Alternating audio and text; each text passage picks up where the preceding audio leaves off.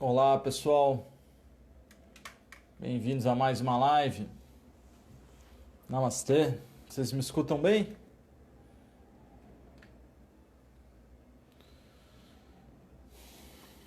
Confirmem para mim que o áudio está saindo. A gente está começando mais um dia de estudos. Bem-vindos. Felipe, você não me respondeu no WhatsApp, hein, Felipe? Te mandei mensagem. Beleza, pessoal. Nós estamos hoje na aula 11 dos estudos dirigidos. Eu estou utilizando o livro Ayurveda, está um pouco baixo. Vou aproximar um pouco o microfone aqui para ver se melhora, tá? Caiu a minha esponjinha, vai sair um barulhinho aí. Beleza, acho que deve estar bom agora. Bem, pessoal, nós estamos no 11º dia dos estudos dirigidos, onde a gente está estudando o livro Ayurveda, Ciência da Longa Vida, como base para os estudos.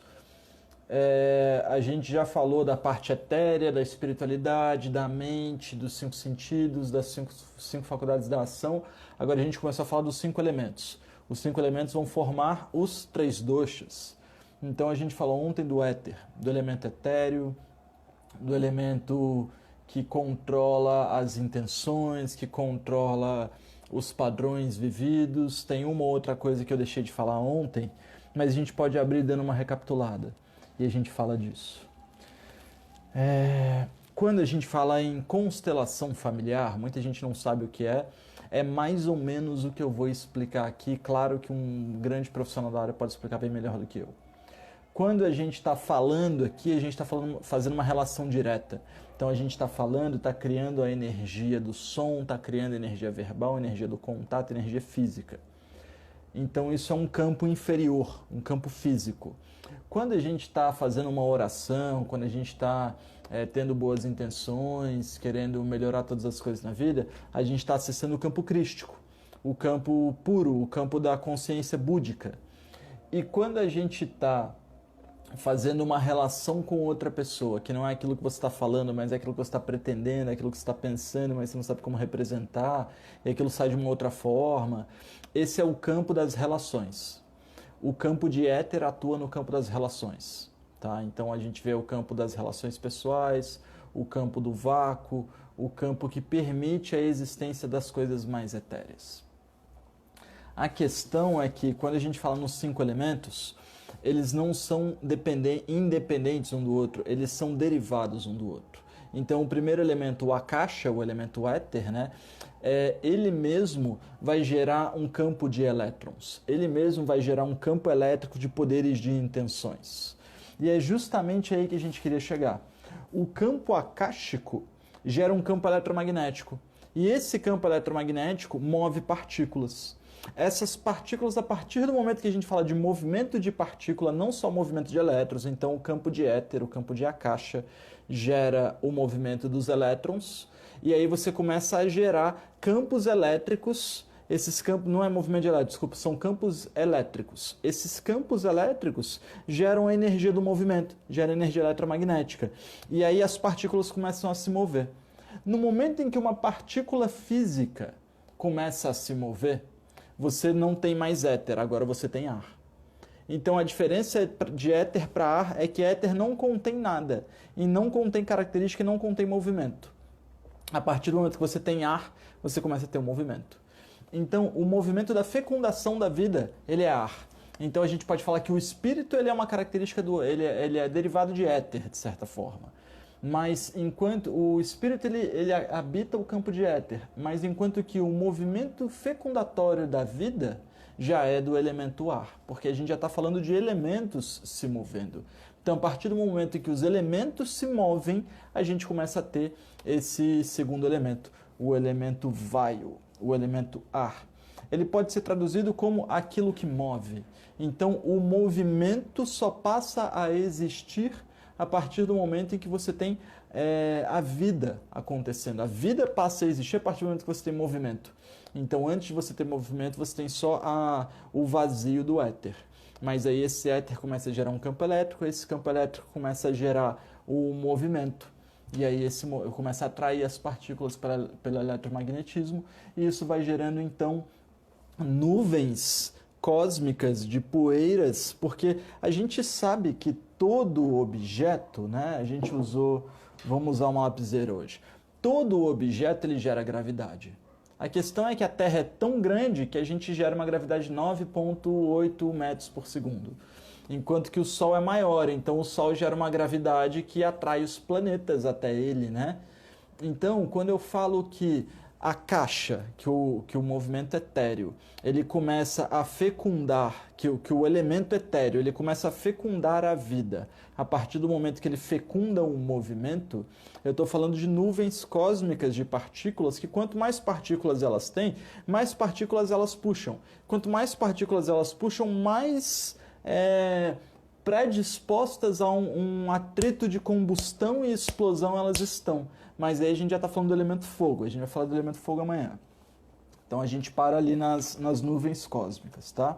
As características do elemento ar, ele é leve, frio, móvel, seco, errático, ele não tem como você coordenar o vento, e abrasivo. Percebam os cânions são as erosões, a maioria das destruições são mais ligadas à erosão de vento do que à erosão da água. A erosão da água vem como uma catástrofe, mas ao decorrer de séculos você vê a erosão do vento tendo muito mais efeito. Por isso é muito importante a gente ter vegetação, para que o vento não tenha tanto efeito assim, porque ele é muito abrasivo.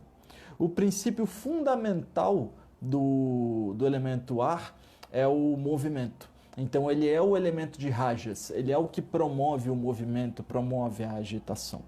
No corpo, ele encontra-se no coração, no pulmão, nos braços, mas principalmente no sistema nervoso.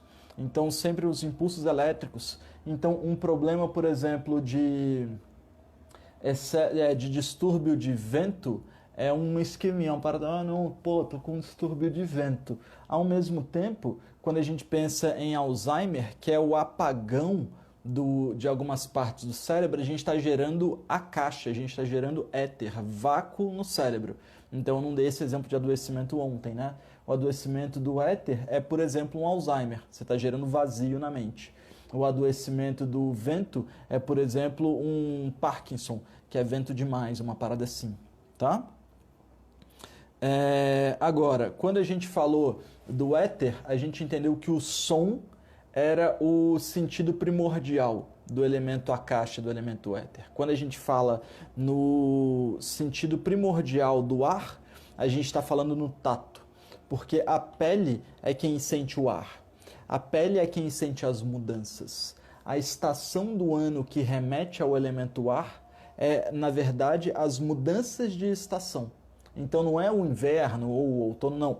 É a mudança de estação que predomina o elemento ar, que é justamente o movimento de uma estação para outra. E é justamente ali que o Ayurveda fala que a gente deve trabalhar mais para fazer as desintoxicações. Na mudança do inverno para a primavera, na mudança do verão para o outono, a gente faz as desintoxicações porque é o momento em que o vento, o movimento que as coisas vão para fora está mais propício para essa mudança. A gente nunca deve fazer um programa de desintoxicação pesado no cume do verão ou no cume do inverno. A pele ela tem essa capacidade de sentir justamente esse movimento acontecendo. Então bate um frio, a pele sente, bate um calor, a pele já se comporta de uma outra forma, já dá um brilho diferente. É interessante a gente pensar que cada sentido está ligado com um elemento, mas aí eu pensei por muito tempo, estava até comentando com a minha namorada, eu pensei por muito tempo que não fazia sentido o ar dominar o tato. Mas aí, depois que você experimenta o seu tato debaixo d'água, você vê que o fato de não haver um ar para gerar o atrito aqui na sua pele faz com que você não tenha o tato real do elemento. Então, debaixo da água, por não ter ar debaixo da água, você perde total a capacidade do tato. Então, é bem interessante de entender de várias formas diferentes como cada sentido está atrelado. Então, quando o indivíduo tem um problema de encostar nas coisas e ficar nervoso por causa daquele toque, aquilo é justamente um excesso de ar no corpo, um distúrbio do ar. Beleza. Agora, é interessante a gente entender o seguinte, que éter, ele é vazio, então ele é ausente de características. Então, quando eu estou no espaço e pego o Sol, eu falo que eu estou com as características do Sol. Agora, quando eu estou no espaço e pego a ausência do Sol, eu falo assim, cara, eu estou na ausência do Sol, eu não estou na característica do espaço, não é o espaço que me dá essa característica, é a ausência do Sol que me dá isso. Então, a característica do espaço é sempre a ausência de coisas. Então, o que está acontecendo lá é o que está acontecendo lá. Se tem elemento, tem movimento. Se não tem elemento, tem vácuo, tem éter. Então, a característica é o vazio. Enquanto que o ar, ele traz justamente essa característica do movimento. Hoje eu estou dando uma aula sobre ar e eu escolhi usar uma roupa mais ar. E eu estou escolhendo fazer uma aula mais ar. Então eu escolhi realmente ligar vários pontos diferentes para que a gente consiga entender que o ar é isso. É difícil da gente dar uma linearidade para ele, um ponto fixo e sair a partir daquele ponto. Não, o ar é um grande conjunto de análises. Então, não, mas peraí, do meu ponto de vista, e é justamente isso, o ar é de vários pontos de vista diferentes, é com um morceguinho de origami voando de fundo, é com um tecido mais leve, mais solto, é com os feirantes gritando de fundo, não sei se vocês conseguem ouvir. Então, a compreensão de que cada elemento traz uma característica específica auxilia, muitas vezes, uma pessoa que fica com a mente assim dentro da Ayurveda, entra aqui e fala assim, não, a Ayurveda é dosha, né? Vou descobrir meu dosha, vou fazer a dieta do meu dosha, e eu já adquiri o máximo que eu posso aprender com essa ciência, eu já posso ir para outra ciência, já posso aprender agora com a macrobiótica. As coisas não são bem assim. Em cada período do ano você vai ter a predominância de um elemento, a sua mente tem predominâncias das características das gunas, né? Sattva, Rajas e Tamas, os elementos mudam o tempo todo, eu dou uma aula diária e fico mais vata, aí eu preciso pensar numa comida mais kapha hoje, já não era o que eu tinha pensado ontem, mas ontem eu não imaginei que eu ia ficar tão vata hoje. E aí você vai vendo que a grande magia do Ayurveda é justamente aprender a pensar dentro dessa ciência. Não é você importar a dieta e imprimir aquilo, não é você ler o texto e repetir que tal erva é boa para tal coisa, que, por exemplo, ontem saiu um medicamento que ele está sendo conhecido, tem uma indústria chamada indústria Patanjali. Patanjali é a maior indústria de Ayurveda da Índia.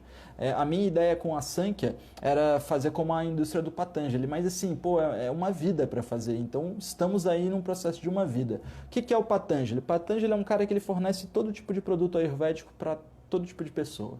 Desde o cara que quer comprar assim, uma tâmara com uma massinha de tônico lá, até o cara que quer o tônico misturado com ouro, com outras coisas, esse maluco tem.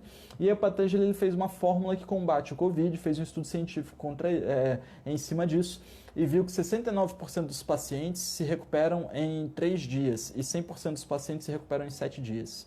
E é uma fórmula que tem ashwagandha, guduchi e tulasi, que é um tipo de... é quase um manjericão, tá? Então é a ashwagandha, que é uma erva indiana, guduchi, que é uma outra erva indiana, e tulasi, que é uma outra erva indiana. E aí, se você trouxer essa fórmula para o Brasil, é assim que usa, talvez a gente deva considerar colocar algum expectorante pesado, como uma pimenta do reino ali, uma coisa quente, forte, que ative muito o Agni. Por quê? Porque o indiano já tem as especiarias no corpo dele. Então ele não precisa de algo para aumentar o Agni, só para aumentar a imunidade para combater o vírus. Já a gente não tem o uso de especiarias comum na vida. Então muitas vezes a gente precisaria adaptar a fórmula. Então, assim, eu vejo que o que eu mais quero trazer para a gente é o pensamento ayurvédico. É libertar a nossa mente de regras, é libertar a nossa mente de que as coisas funcionam dessa forma, é assim que tem que ser, porque tudo muda o tempo todo, né? Então não tem como você saber a Ayurveda se você não observar o momento presente o tempo todo, só existe esse momento. Então não adianta nem eu observar o que eu fiz para mim no fim do mês de junho do ano passado, porque esse ano é um ano completamente diferente, tem uma nuvem de gafanhoto vindo aí, a gente tem que ficar esperto. Silvana falou comigo aqui, estou passando por uma coceira no corpo inteiro durante a pré-menopausa. Então, Silvana, tem muita coisa que pode ser, mas uma coisa que não dá errado é você fazer um chazinho de cúrcuma com sálvia fresca e tomar 2, 3 vezes por semana, mal não vai fazer, tá bom? Ashwagandha, guduchi e tulsi, é isso mesmo, tá? Essa é a fórmula que ele está passando, Tem um nome ligado à Covid, assim, mas se vocês procurarem alguma reportagem, tem um monte de reportagem dessa rolando. Às vezes eu vou até dar uma compartilhada aqui com vocês. Eu tenho um Guduchi aqui, eu tenho uma Tula assim, Volta Redonda, eu só não tenho o Ashwagandha. Tá? Vamos lá. Indico algum livro para leitura? Letícia, eu estou indicando o livro Ayurveda, A Ciência da Longa Vida. Ele é um livro grandão, assim, e a gente está fazendo hoje o estudo dirigido aula 11. Então, se vocês não viram nenhuma aula ainda, acho legal vocês começarem do começo, porque as aulas são riquíssimas. Tem aulas assim que eu gosto de assistir de novo, porque tem coisas que eu aprendo ouvindo o que eu estou dizendo. Eu estudo muito para vir fazer as lives, aí às vezes eu estudo tanto que talvez no dia seguinte eu tenha esquecido um pouco do que eu ensinei. Acho mó legal revisar de novo. Minha mãe dizia muito isso, que a gente mais... quem ensina aprende muito mais porque tem que estudar de novo para ensinar e não ensinar errado, né? Eu vejo muito isso. Então, beleza, pessoal. Acompanhem as lives, deem uma olhada no livro que eu estou comentando, Ayurveda, Ciência da Longa Vida. Hoje a gente falou do elemento Akasha. Se eu não me engano, ele está mais ou menos na página 42, tá? É um livrão de 600 e blau páginas, e a gente está mais ou menos na página 42. Daqui a pouco a gente vai começar os doshas, que é mais ou menos na página 50, tá bom? Namastê, pessoal. A gente se encontra amanhã. Fora isso, semana que vem está começando a Semana de Nutrição Ayurveda. Se você ainda não se inscreveu, se inscreve pelo link do meu perfil. A gente tem uma semana com uma série de receitas para mostrar para vocês, tá bom? Encontro vocês lá. Até breve.